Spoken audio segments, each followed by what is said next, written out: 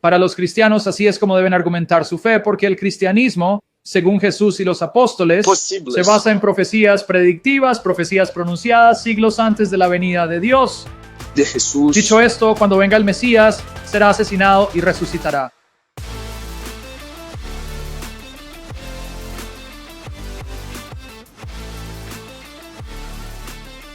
Rápido y directo al grano, chicos. Entonces, cuando los historiadores quieren reconstruir la vida de Jesús histórico, ¿a qué documentos recurren? Bueno, obviamente el Evangelio es el Nuevo Testamento. Lo tienes, solo sí, Joseph. Así que incluso un Bart Ehrman, que es un agnóstico ateo, cuando escribe un libro defendiendo la escasez de Jesús y debatió con Robert Price. Robert Price es el miticista de Jesús. Bart Ehrman, de todas las personas, debatió con él. Está en YouTube. Y en mi estimación, y obviamente tengo un sesgo, él les dio una lección mostrando que Jesús existió históricamente. Pero, ¿cómo lo hizo? Porque aplica los criterios que los historiadores han desarrollado para determinar si algo ocurrió, es probable que haya ocurrido o no ocurrió. Sobre la base de esos criterios, él te dirá que el Jesús histórico existió. Ahora, en el caso de Bart Ehrman, él cree que Mateo, Marcos, Lucas y Juan, cuando ellos tienen a Jesús reclamando divinidad, ese no es el Jesús histórico. Son esos escritores poniendo en boca de Jesús afirmaciones de divinidad. ¿Cómo llega a eso? Bueno, lo hace de manera inconsistente, pero ¿cuál es mi punto? Si me baso en los documentos del primer siglo y si me baso en las cartas de Pablo, que incluso Ehrman dice que son los primeros documentos escritos por la comunidad cristiana. Por ejemplo, Ehrman cree que la primera carta a los tesalonicenses es la primera, el libro del Nuevo Testamento, lo que eventualmente se convirtió en el canon del Nuevo Testamento, y lo sitúa alrededor del año 49-50 después de Cristo. Bueno, si seguimos esa datación, entonces encontramos que la primera generación de testigos presenciales del Jesús histórico, porque Pablo está escribiendo cuando hay cientos, si no miles, de testigos presenciales, tanto amigos como hostiles, aquellos que conocieron a Jesús y aquellos que se opusieron a Jesús. Todavía están vivos en el año 49 después de Cristo, y este es Herman. Consigue su escrito. No tomes mi palabra por ello. Está bien, entonces sabes que lo que te estoy diciendo no me lo estoy inventando, esto es lo que él dice. Bien, ahora, tienes judíos como Pablo y gentiles que han abandonado la adoración de los dioses y diosas. Y ya están adorando a Jesús como el Hijo Divino de Dios, que murió y resucitó y ascendió al cielo y se sienta en el trono con Dios como Señor sobre la creación. Así que aquí está mi pregunta para el musulmán y para ti. ¿Qué habría llevado a un grupo de judíos monoteístas? Esto es ahora el año 49 después de Cristo. Eso significa que las cosas que está mencionando en su carta son cosas ya creídas y asumidas por su audiencia antes de que la escriba. Porque si está presentando algo nuevo, si está escribiendo algo nuevo, entonces debe defenderlo. El hecho de que mencione cosas de pasada en su carta sin defender por qué las dice o cree, esto significa que él cree que la audiencia a la que escribe comparte esas creencias con él. Así que en esa carta menciona que Jesús es un hijo de Dios, a quien Dios resucitó, quien vendrá en el día del Señor para juzgar a los vivos y a los muertos, porque es el Señor del día del juicio. Bien, ¿por qué habría llevado a un grupo de judíos y griegos monoteístas que solían adorar a Zeus y Artemisa y Diana, lo que sea, Hermes, a dejar de adorar a los dioses y diosas y ahora comenzar a adorar a un judío, quien en menos de 20 años fue asesinado por los romanos? ¿Qué llevaría a estos dos grupos a adorarlo como el divino Hijo de Dios, como su Señor que reina en el cielo, que regresaría para juzgar a los vivos y a los muertos? Para mí, no conozco una buena respuesta a eso.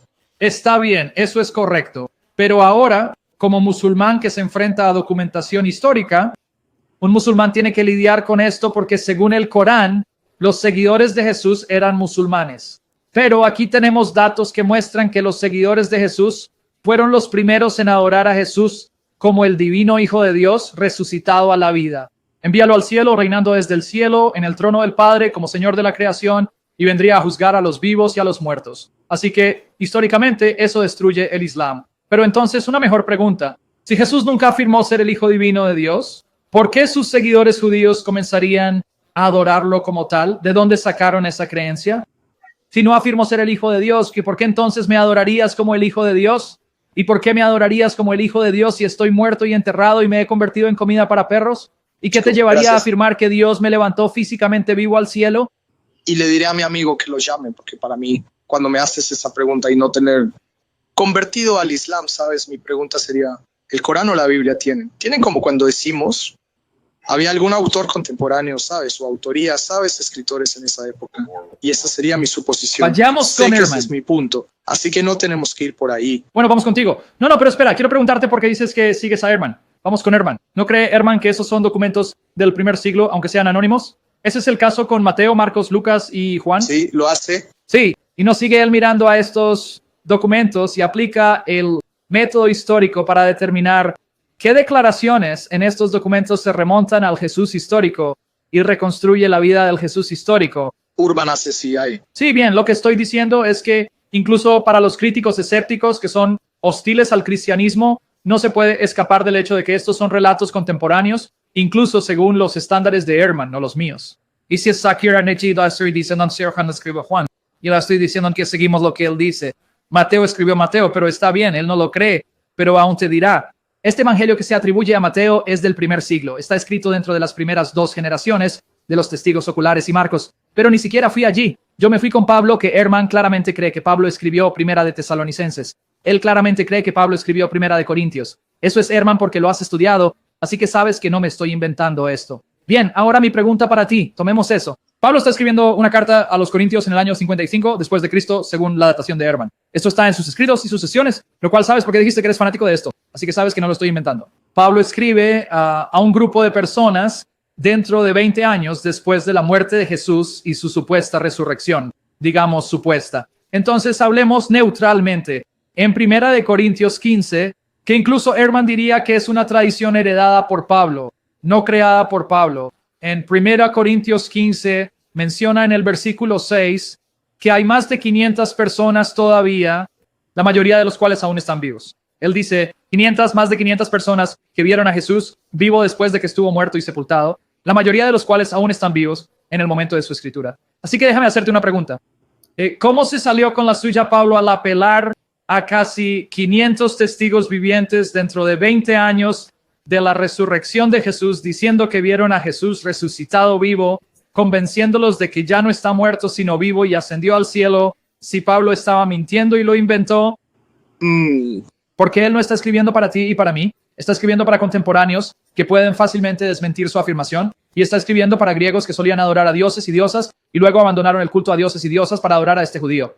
Bueno, y ahí es donde mi escepticismo entra en acción, porque cuando nos referimos a los 500, podemos fácilmente hacer esa declaración o hacer eso una fuente de pero mí, ¿cómo lo hace pero no hay fácilmente y se manera, sale con la suya? no hay manera de verificar eso. No necesitamos una cuenta de No, Pablo, no puedes pero no verificarlo. podemos verificar ninguna cuenta de esos 500, que no hay cuentas. Sí, pero no estás escuchando, no puedes porque estás viviendo ahora. Pero él no te está escribiendo a ti, está escribiendo a personas 20 años después de la muerte de Jesús. ¿Cómo se salió con la suya? Porque esos griegos no adoraban a Jesús. ¿Por qué abandonaron su adoración a Zeus para adorar a este judío a quien sabían que fue ejecutado como criminal y enterrado? Está bien, entonces, si vamos a regresar a esos tiempos, porque ya sea Herman o quien sea, Me uniré los por la dioses cita de Herman, mitológicos ¿verdad? como Zeus y los demás, esos llegaron. Las personas se movieron hacia la idea más nueva de un dios o una deidad a medida que se daban a conocer y se volvían populares. O sea, Sí, pero ese no es mi argumento. Si tú eres mi argumento, estoy diciendo por qué los griegos adorarían a un judío que no es griego, que recientemente había sido asesinado y sepultado, y estar convencidos de que este judío reina como Dios en el cielo con el Padre, y abandonar el panteón de los dioses y diosas griegos por el Dios judío, porque esto está sucediendo en 20 años, no es cientos de años después. Esto es en el año 55 después de Cristo, lo que significa que la muerte de Jesús había ocurrido recientemente. Entonces, ¿por qué los griegos comenzarían a adorar al Dios judío y creer que este criminal judío, que había sido ejecutado por las autoridades romanas, ahora reina como Dios y es digno de su adoración, por lo que abandonaron el culto a Zeus? bueno, Paul fue una gran influencia allí. Entonces estás diciendo que Pablo pudo influenciar a personas que aún estaban presentes en la misma época en la que Jesús fue asesinado, quienes podrían haber viajado a Jerusalén y afirmado que 500 personas todavía están vivas que vieron a Jesús vivo. Y sin embargo, de alguna manera los convenció de adorar a este judío en lugar de adorar a los dioses y diosas griegos. Hola, Panteón. Hombre, Pablo es muy poderoso, amigo. Tal vez añade Creo algunos absolutamente hongos. en el Nuevo Testamento. O sea, Pablo es la figura más poderosa, aparte del elemento central allí. Sí, pero según Herman Paul, según incluso Herman, amigos, sigamos con esto. Incluso Herman Paul no inventó la resurrección, la heredó, le fue enseñada. Entonces, ¿qué convenció a la gente antes que él de creer en la resurrección? Según Herman, el tipo que leíste, Él no inventó la resurrección, la heredó de aquellos que... Sí, eso es lo que dijo. Te entrego a ti, dice, como de primera importancia, lo que significa que heredé el conocimiento sobre ello y te lo estoy entregando ahora mismo. Incluso Herman, que has leído, dice eso. De hecho, según Herman y cómo Jesús se convirtió en Dios, vas y lo lees. Él dice que Pedro y María Magdalena, solo por nombrar a dos de los discípulos de Jesús, tuvieron lo que él llamó visiones de duelo que los convencieron de que Dios había resucitado a Jesús físicamente, corporalmente a la vida, y ahora está reinando físicamente, corporalmente en el cielo como Dios. Así que Pablo, cualquiera que fuera la influencia que tuviera, no lo inventó. Simplemente estaba transmitiendo lo que ya se creía antes que él. Pero eso ni siquiera es mi pregunta, el hecho de que los judíos empezaran a adorar a un judío. ¿Qué llevaría a los judíos a adorar a un judío cuando saben que eso es etanol? ¿Qué llevó a los griegos, menos de 20 años después de la muerte de Jesús, a adorar a un judío que ni siquiera es uno de sus compatriotas étnicos y abandonar el culto a sus dioses y diosas? Todavía estoy esperando una respuesta para eso. Bien, eso es lo que estaba explicando. Es el mensaje de Pablo de ser salvados por gracia a través de la fe. ¿Y cómo se dirigió a los griegos? Creo que al 100% eso es lo que convenció a los griegos de que era bueno y aceptable creer en... Pero eso no es lo que dice 1 Corintios 15, ¿verdad? Él dice que tu salvación se basa en que Cristo murió por nuestros pecados según las Escrituras y fue resucitado al tercer día según nuestras Escrituras. Y luego añade, esto es lo que te salva, siempre que no creas en vano. Entonces, en Romanos, donde dice que los cristianos son salvados por gracia mediante la fe, ¿eso es irrelevante entonces? ¿Cuál es la gracia que te salva? Que Cristo murió y resucitó y debes confesarlo como Señor. Ese es el mismo libro de Romanos, ¿verdad? Romanos 10. Sí, y eso es lo que Entonces, digo. ¿qué Eso llevaría es a los genial. judíos de nuevo? No respondiste la pregunta. ¿Qué llevaría a los griegos a creer que este Jesús, este judío murió y resucitó y es el Señor que debemos confesar para ser salvos libremente por su favor? No, y eso es lo que, y lo siento, si no quedó claro.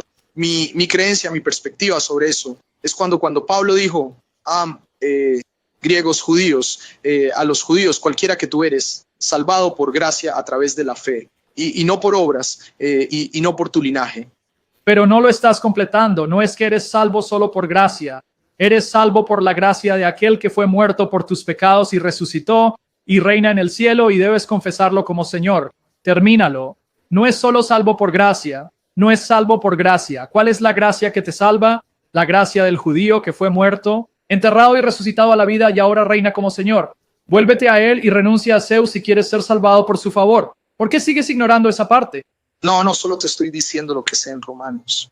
Está bien, pero eso está en Romanos 10:9, el mismo Romanos 10:9. Si confiesas con tu boca que Jesús es el Señor y crees en tu corazón que Dios le resucitó de entre los muertos, serás salvo. ¿Por qué estás excluyendo eso de Romanos? No, solo me dieron la medida simplista. Me preguntaste, ¿qué convencería a los griegos de comprarlo? Sí, entonces, ¿qué te convencería? Bien, eres un griego viviendo en esa época. ¿Qué te convencería de que no necesitas ganar tu derecho a la inmortalidad? Y especialmente cuando los griegos se rieron y se burlaron de la idea de una resurrección corporal física a la inmortalidad. Los griegos pensaban que la carne, el reino material, era malo y que la salvación era la liberación del cuerpo, por lo que vivirías inmortal como almas. Entonces, ¿qué convenció a los griegos no solo de aceptar a este judío como su Señor que los salvaría libremente por su favor, sino también de que serían salvados en cuerpos que serían hechos inmortales, cuando su cosmovisión enseñaba que la carne es lo que quieres descartar y seguir viviendo como almas desencarnadas? Correcto, y ahí es donde, si estoy de regreso, allá atrás cuando muy pocas personas podían leer por sí mismos y comprender por sí mismos. Si yo fuera una persona griega, dijeron que puedes ser salvado por gracia a través de la fe.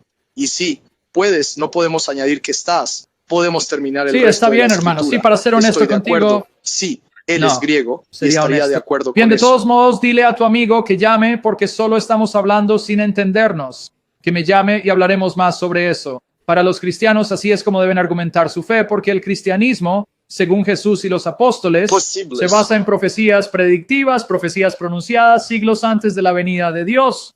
De Jesús. Dicho esto, cuando venga el Mesías, será asesinado y resucitará. Y Jesús viniendo, siendo asesinado y luego resucitado, y los testigos presenciales de su resurrección proclamando eso y dispuestos a morir por ello. Así que una de las mayores pesadillas para el ateísmo es el nacimiento de la iglesia. No estoy exagerando. Cuando eres capaz de articular el nacimiento de la iglesia, eres ateo. La iglesia surgió porque los seguidores de Jesús afirmaron haberlo visto vivo después de haber sido muerto.